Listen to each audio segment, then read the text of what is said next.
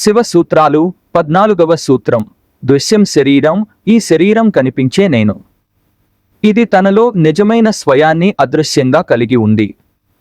2. పరమాత్మ యొక్క సర్వవ్యాప్తత.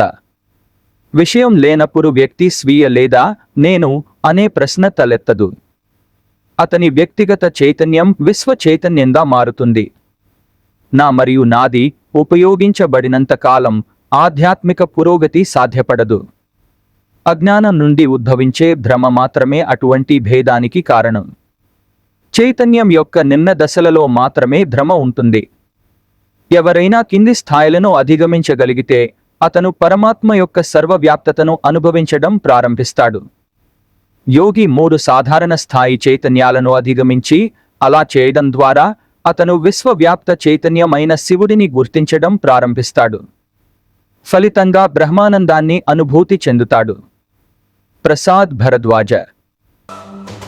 పూర్తి వివరణ వీడియో లింక్ బయోలో ఉంది. సబ్స్క్రైబ్ చైతన్య విజ్ఞానం ఛానల్ లైక్ చేయండి, షేర్ చేయండి. ప్రసాద్ భరద్వాజ.